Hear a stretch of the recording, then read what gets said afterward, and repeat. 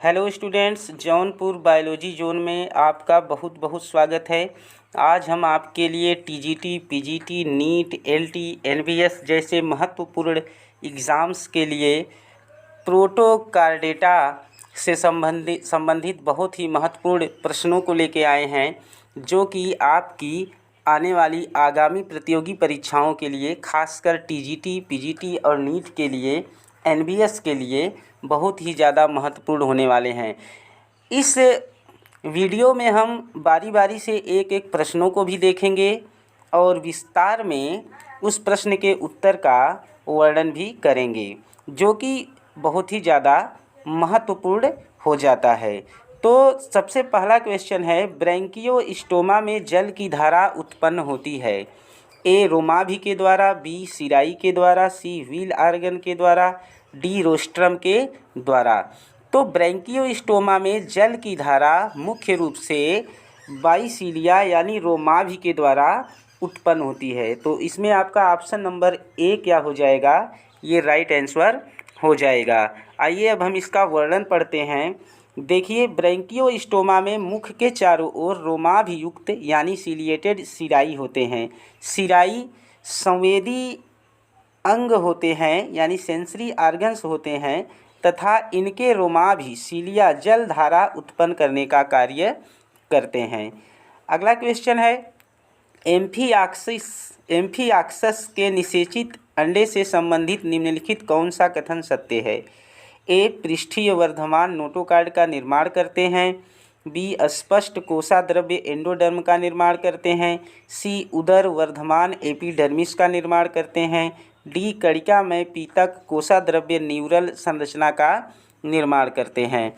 तो इसमें जो आपका राइट आंसर हो जाएगा वह हो जाएगा पृष्ठीय वर्धमान नोटोकार्ड का निर्माण करते हैं। तो इसमें आपका ऑप्शन नंबर ए क्या हो जाएगा? ये राइट आंसर हो जाएगा।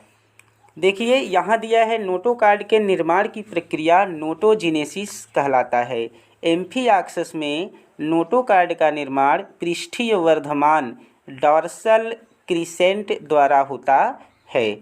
अगला क्वेश्चन है, निम्न में से कौन सजीव कार्डेट है परंतु कशेरुकी नहीं है? ऑप्शन नंबर ए कटला, option number B hippocampus, option number C Hemidactylus, option number D Amphioxus. तो प्रश्न पूछा है, निम्न में कौन सजीव कार्डेट है परंतु कशेरुकी नहीं है? तो इसमें आपका राइट आंसर हो जाएगा ऑप्शन नंबर डी एम्फियाक्सस। एम्फियाक्सस ये क्या हो जाएगा? आपका राइट आंसर हो जाएगा। देखिए, यहाँ दिया है संघ कार्डेटा को 4 उपसंघों में विभाजित किया गया है। हेमिकार्डेटा, यूरोकार्डेटा, सिफेलोकार्डेटा और कशेरुकी। हेमिकार्डेटा में आते हैं बेलेनोग्लासस, सैकोग्लासस।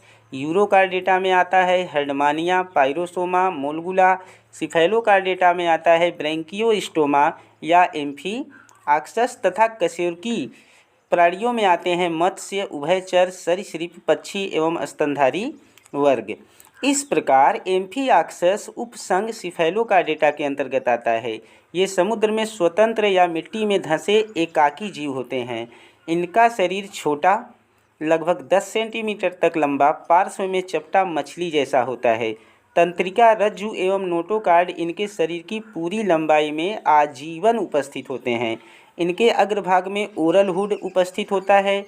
जल में तैरने के लिए इनमें क्या पाए जाते हैं? फिन्स यानी पखने पाए जाते हैं। अगला क्वेश्चन है, एम्फियाक्सस संबंधित है ए सिफेलोकार्डेटा, बी यूरोकार्डेटा, सी वर्टिब्रेटा और डी हेमिकार्डेटा। तो हमने आपको ऊपर बताया एम्फियाक्सस मुख्य रूप से सिफेलोकार्डेटा से संबंधित हैं। तो इसमें आपका ऑप्शन नंबर ए क्या हो जाएगा? ये राइट आंसर हो जाएगा। अगला क्वेश्चन है, एम्फियाक्सस का कौन सा लक्षण सत्य है? ए ओरल हुड की उपस्थिति, बी स्थानबद्ध जीवन, सी कुंडलित आहार नली, डी टेस्ट की उपस्थिति। तो एम्फियाक्सस का पूछा है कौन सा लक्षण सत्य है। तो देखो, एम्फियाक्सस में प्रेजेंट होता है क्या? प्रेजेंस ऑफ ओरल हुड यानी ओरल हुड की उपस्थिति एम्फियाक्सस का यह क्या है? यह एक सत्य लक्षण है। तो इसमें आपका ऑप्शन नंबर ए क्या हो जाएगा? यह राइट आंसर हो जाएगा। देखिए अगला क्वेश्चन है, निम्न में से किस जंतु में व्हील ऑर्गन उपस्थित होता है? ए एम्फियाक्सस, बी हार्डमानिया, सी बेलेनोग्लासस, डी डोलियोलम। तो पूछा है किस जंतु में व्हील ऑर्गन उपस्थित होता है, तो जो व्हील ऑर्गन होता है वह मुख्य रूप से एम्फियाक्सस में उपस्थित होता है। तो इसमें आपका ऑप्शन नंबर ए क्या हो जाएगा? एम्फियाक्सस, ये राइट आंसर हो जाएगा। यहाँ देखिए दिया है, व्हील ऑर्गन एम्फियाक्सस की मुख्य गुहा की छत और किनारों पर पाई जाने वाली एक विशेष उपकला है। इसकी कोशिकाएं लंबी और कशाभिकी होती हैं। इसे मूलर का अंग यानी मूलर्स ऑर्गन भी कहते हैं। इसका कार्य घुले हुए पदार्थों को मुख की तरफ संवहन करना है। अगला क्वेश्चन है, सिफेलोकार्डेटा में वंश की संख्या है? ए 2, बी 3, सी 4 और डी 5। तो सिफेलोकार्डेटा में जो वंश की संख्या होती है वह मुख्य रूप से 2 होती है। तो इसमें आपका ऑप्शन नंबर ए क्या हो जाएगा? ये राइट आंसर हो जाएगा। टीजीटी बायोलॉजी 2021 में ये क्वेश्चन पूछा गया था। यहाँ देखिए दिया है, कार्डेटा संघ के उपसमूह एक्रेनिएटा के उपसंघ सिफेलोकार्डेटा में वर्तमान में केवल 2 वंश अस्तित्व में हैं, जिनमें ब्रैंकियोस्टोमा या एम्फियाक्सस और दूसरा एसीमेट्रान या एपिगोनियस शामिल हैं। एम्फियाक्सस वंश के अंतर्गत 23 प्रजातियां तथा एसीमेट्रान के अंतर्गत 6 प्रजातियां सम्मिलित हैं। ये मछली जैसे जंतु हैं जिनमें कार्डेटा के लक्षण यथा जीवन पर्यंत नोटोकार्ड की उपस्थिति, पृष्ठीय नालवत तंत्रिका नली तथा ग्रसनी में क्लोम दरारें पाई जाती हैं। अगला क्वेश्चन है, एम्फियाक्सस में मायोटोम्स की अनुमानित संख्या है? तो एम्फियाक्सस में मायोटोम्स की जो अनुमानित संख्या होती है वह लगभग 60 से 62 होती है। तो इसमें ऑप्शन में 60 दिया है, तो आपका ऑप्शन नंबर सी इसमें क्या हो जाएगा? ये राइट आंसर हो जाएगा। देखिए दिया है, एम्फियाक्सस की मांसपेशियां विशिष्ट मेटामेरिक विभाजन प्रदर्शित करती हैं। इनमें भी आकार के मांसपेशीय खंड यानी मसल सेगमेंट पाए जाते हैं, जिसे मायोटोम्स कहते हैं। इनकी संख्या लगभग 60 से 62 होती है। अगला क्वेश्चन है, which of the following shows luminescence, यानी निम्न में से किस क्वेश्चन देखिए, which of the following shows luminescence, यानी इनमें से कौन प्रकाश उत्सर्जित करता है? ए हर्डमानिया, बी एसिडिया, सी सियोना, डी पाइरोसोमा। तो पूछा है इनमें से कौन प्रकाश उत्सर्जित करता है। तो देखिए जो पाइरोसोमा होता है वह क्या करता है? वह ल्यूमिनिसेंस यानी प्रकाश उत्पन्न करता है। तो इसमें आपका ऑप्शन नंबर डी क्या हो जाएगा? ये राइट आंसर हो जाएगा। यहाँ देखिए दिया है, पाइरोसोमा कार्डेटा संघ के उपसंघ यूरोकार्डेटा का एक समुद्री जंतु है। यह प्रकाश उत्सर्जित करता है, अतः यह एक जैव प्रदीप्त यानी बायोल्यूमिनिसेंस जीव है यानी जंतु है। अगला क्वेश्चन है देखिए, बेलेनोग्लॉसस को सामान्यतः जाना जाता है? ऑप्शन नंबर ए केचुए के रूप में, बी फीता क्रीम के रूप में, ऑप्शन नंबर सी कार्न क्रीमी के रूप में, ऑप्शन नंबर डी जिह्वा क्रीमी के रूप में। तो पूछा है बेलेनोग्लॉसस को सामान्यतः जाना जाता है। तो बेलेनोग्लॉसस को सामान्यतः हम टांग वर्म के नाम से जानते हैं। किस नाम से? टांग वर्म यानी जिह्वा क्रीमी के नाम से जानते हैं। तो इसमें आपका ऑप्शन नंबर डी क्या हो जाएगा? ये राइट आंसर हो जाएगा। देखिए यहाँ दिया है, बेलेनोग्लॉसस को सामान्यतः जिह्वा क्रीम यानी टांग वर्म कहते हैं। इसका शरीर 3 भागों में बटा होता है, सुंड, प्रोबोसिस, कॉलर, तीसरा धड़ ट्रंक में। इसमें प्रोबोसिस जिह्वा के रूप में दिखाई देती है। अगला क्वेश्चन है, बेलेनोग्लॉसस का लार्वा है?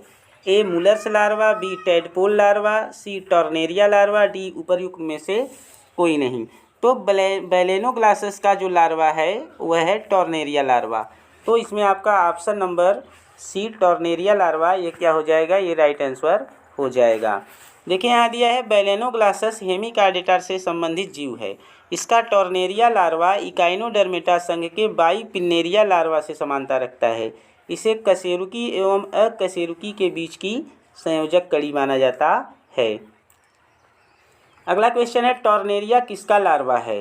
ए स्टारफिश, बी बेलेनोग्लॉसस, सी कटलफिश, डी होलोथुरिया। तो हमने आपको ऊपर अभी बताया कि टॉर्नेरिया बेलेनोग्लॉसस का लार्वा है। तो इसमें आपका ऑप्शन नंबर बी क्या हो जाएगा? ये राइट आंसर हो जाएगा। अगला क्वेश्चन है अधोगामी रूपांतरण विशिष्ट लक्षण है। ए यूरोकार्डेटा, बी हेमिकार्डेटा, सी सिफेलोकार्डेटा, डी उपर्युक्त सभी। तो अधोगामी रूपांतरण इसमें पूछा है कि किसका विशिष्ट लक्षण है। तो अधोगामी रूपांतरण यानी रिट्रोग्रेसिव मेटामार्फोसिस यह मुख्य रूप से यूरोकार्डेटा का विशिष्ट लक्षण है। तो इसमें आपका ऑप्शन नंबर ए यूरोकार्डेटा यह क्या हो जाएगा, राइट आंसर हो जाएगा। यहाँ देखिए दिया है अधोगामी रूपांतरण यूरोकार्डेटा का विशिष्ट लक्षण है। इनमें टेडपोल से वयस्क में विकास के दौरान कुछ अंग संकुचित होकर पूर्णतः लुप्त हो जाते हैं, जैसे हर्डमानिया, बोट्राइलस आदि। अगला क्वेश्चन है अनन्य स्थानबद्ध प्रोटोकार्डेट जंतु निम्नलिखित में से किस वर्ग में पाए जाते हैं। तो देखिए जो अनन्य स्थानबद्ध प्रोटोकार्डेट जंतु होते हैं वह मुख्य रूप से एसीडिएसिया वर्ग में पाए जाते हैं। तो इसमें आपका ऑप्शन नंबर सी क्या हो जाएगा, ऑप्शन नंबर सी इसमें आपका राइट आंसर हो जाएगा। यहाँ देखिए दिया है एसीडिएसिया प्रोटोकार्डेटा समूह का एक वर्ग है। यह यूरोकार्डेटा या ट्यूनिकेटा उपसंघ के अंतर्गत आता है। इस वर्ग के जंतु स्थानबद्ध होते हैं। इनके वयस्क में पूंछ, नोटोकार्ड एवं तंत्रिका रज्जु का अभाव होता है, जैसे हर्डमानिया, एसिडिया आदि। अगला क्वेश्चन है हेमिकार्डेट्स में प्रजनन मुख्यतः होता है। ए अलैंगिक, बी मुकुलन, सी लैंगिक, डी पुनर्जनन। तो हेमिकार्डेट्स में प्रजनन की क्रिया मुख्य रूप से लैंगिक होती है। कैसी होती है, लैंगिक होती है। तो इसमें आपका ऑप्शन नंबर सी क्या हो जाएगा, ये राइट आंसर हो जाएगा। अगला क्वेश्चन है यूरोकार्डेट में उत्सर्जन होता है। ए नेफ्रोसाइट्स के द्वारा, बी न्यूरल ग्रंथियों के द्वारा, सी ग्लोमेरुलस के द्वारा, डी न्यूरल ग्रंथि, पाइलोरिक ग्रंथि तथा नेफ्रोसाइट्स के द्वारा। तो यूरोकार्डेटा में जो उत्सर्जन का काम होता है वह मुख्य रूप से न्यूरल ग्रंथि, पाइलोरिक ग्रंथि तथा नेफ्रोसाइट्स के द्वारा होता है। तो इसमें आपका ऑप्शन नंबर डी क्या हो जाएगा, ऑप्शन नंबर डी इसमें आपका राइट आंसर हो जाएगा। यहाँ देखिए दिया है यूरोकार्डेटा उपसंघ के प्राणियों में पृष्ठरज्जु केवल इनके लार्वा के पूंछ में उपस्थित होता है। इनमें उत्सर्जन न्यूरल ग्रंथि, पाइलोरिक ग्रंथि तथा नेफ्रोसाइट्स के द्वारा होता है। इनमें रक्त परिसंचरण तंत्र खुले प्रकार का होता है। हर्डमानिया यूरोकार्डेटा उपसंघ का एक प्राणी है। इसमें न्यूरल ग्रंथि पाई जाती है। यह 4 mm लंबी तथा 1 mm मोटी हल्के भूरे रंग की इलिप्टिकल संरचना है। इसका मुख्य कार्य उत्सर्जन है। अगला क्वेश्चन है हर्डमानिया का उत्सर्जी अंग कौन सा है। ए ग्रीन ग्रंथि, बी कोक्सल ग्रंथि, सी न्यूरल ग्रंथि और डी बोजैनस का अंग। तो हर्डमानिया का जो उत्सर्जी अंग होता है वह होता है न्यूरल ग्लैंड। कौन होता है, न्यूरल ग्लैंड। तो इसमें आपका ऑप्शन नंबर सी क्या हो जाएगा, राइट आंसर हो जाएगा। यहाँ देखिए ग्रंथि लिखा गया है, ये ग्रंथि होगा, तो इसको आप ठीक कर लीजिएगा। अगला क्वेश्चन है निम्न में से किसमें वैनेडियम श्वसन पिगमेंट का कार्य करता है। निम्न में से किसमें वैनेडियम श्वसन पिगमेंट का काम करता है। ए इकाइनोडर्मस, बी बैलेनोग्लासस, सी हर्डमानिया, डी एम्फियाक्सस। तो पूछा है वैनेडियम श्वसन पिगमेंट का कार्य कौन करता है, तो हर्डमानिया ये काम करता है। तो इसका ऑप्शन नंबर सी क्या हो जाएगा, हर्डमानिया आपका राइट आंसर हो जाएगा। यहाँ देखिए दिया है वैनेडियम हर्डमानिया में प्राकृतिक रूप से पाया जाता है। यह श्वसन पिगमेंट यानी रेस्पिरेटरी पिगमेंट का कार्य करता है। अगला क्वेश्चन है हर्डमानिया के रक्त में होता है। ए लौह यानी आयरन, बी तांबा यानी कॉपर, सी वैनेडियम और डी कैडमियम। तो पूछा है कि हर्डमानिया के रक्त में मुख्य रूप से इसमें से क्या होता है। तो देखिए हर्डमानिया के रक्त में मुख्य रूप से वैनेडियम पाया जाता है। तो इसमें वैनेडियम ऑप्शन नंबर सी आपका क्या हो जाएगा, ये राइट आंसर हो जाएगा। यहाँ देखिए दिया है हर्डमानिया के रुधिर में वैनेडियम पदार्थ पाया जाता है, जो कि इसकी क्या है, एक श्वसन रंगा में होता है, जो कि इसकी श्वसन रंगा में मौजूद होता है। कौन, ये वैनेडियम। अगला क्वेश्चन है हृदय स्पंद नियमित अंतराल से निम्नलिखित में से किसमें उत्क्रमित हो जाता है। ए हर्डमानिया में, बी एम्फियाक्सस में, सी स्कोलियोडान में और डी यूरोमैस्टिक्स में। तो इसका जो राइट आंसर हो जाएगा वो हो जाएगा हर्डमानिया। हर्डमानिया राइट आंसर आपका ए हर्डमानिया इसका क्या हो जाएगा, वो सही हो जाएगा। अगला क्वेश्चन है, स्थिरण पिंडिका पाई जाती है। स्थिरण पिंडिका पाई जाती है ए टॉर्नेरिया लार्वा में, बी ट्रोकोफोर लार्वा में, सी ग्लेचिडियम लार्वा में और डी एसिडियन लार्वा में। तो पूछा है इसमें स्थिरण पिंडिका निम्न में से किसमें पाई जाती है। स्थिरण पिंडिका पूछा है, तो इसका जो राइट आंसर हो जाएगा, इसका राइट आंसर ऑप्शन नंबर आपका डी सही हो जाएगा, एसिडियन लार्वा में। किसमें? एसिडियन लार्वा में। देखिए यहाँ दिया है, एसिडिया के लार्वा में स्थिरण पिंडिका पाई जाती है। यह संरचना इसको किसी वस्तु या स्थान से जुड़ने में सहायता करती है। अगला क्वेश्चन है, चक्रांग होता है ए तारामीन में, बी एकार्नवर्म में, सी हेडमानिया में, डी एम्फीआक्सस में। तो चक्रांग होता है यानी व्हील आर्गन किसमें पाया जाता है? तो व्हील आर्गन मुख्य रूप से एम्फीआक्सस में पाया जाता है। तो इसका ऑप्शन नंबर डी क्या हो जाएगा? एम्फीआक्सस में, ये राइट आंसर हो जाएगा। यहाँ देखिए दिया है, एम्फीआक्सस या ब्रैंकियोस्टोमा में चक्रांग पाया जाता है। यह इनके पाचन तंत्र का भाग है, इसमें भोजन ग्रहण का कार्य होता है।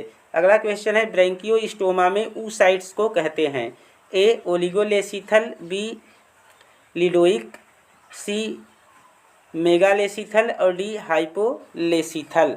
तो ब्रैंकियोस्टोमा में oocytes को ओलिगोलेसिथल बोलते हैं। तो इसमें आपका ऑप्शन नंबर ए ओलिगोलेसिथल, ये क्या हो जाएगा? ये राइट आंसर हो जाएगा। यहाँ देखिए दिया है, oocytes में जब यॉक की मात्रा सामान्य से कम होती है तो इसे ओलिगोलेसिथल या माइक्रोलेसिथल कहते हैं। ब्रैंकियोस्टोमा में ऐसा ही oocyte पाया जाता है। अगला क्वेश्चन है, एम्फीआक्सस का अंडाणु है ए अपीतकी, बी अल्पपीतकी, सी मध्यपीतकी, डी बहुपीतकी। तो एम्फीआक्सस का जो अंडाणु होता है वह अल्पपीतकी होता है। तो इसमें ऑप्शन नंबर बी आपका क्या हो जाएगा? यह राइट आंसर हो जाएगा। देखिए दिया है, एम्फीआक्सस का अंडाणु अल्पपीतकी यानी माइक्रोलेसिथल होता है, जिसमें याक की थोड़ी सी मात्रा होती है। अपीतकी यानी एलेसिथल अंडाणु मनुष्य में होता है। अगला क्वेश्चन है, ब्लास्टोपोर से बनता है ए मुख, बी गुर्दा, सी उत्सर्जन छिद्र और डी जनन छिद्र। तो ब्लास्टोस्पोर से मुख्य रूप से मुख बनता है। क्या बनता है?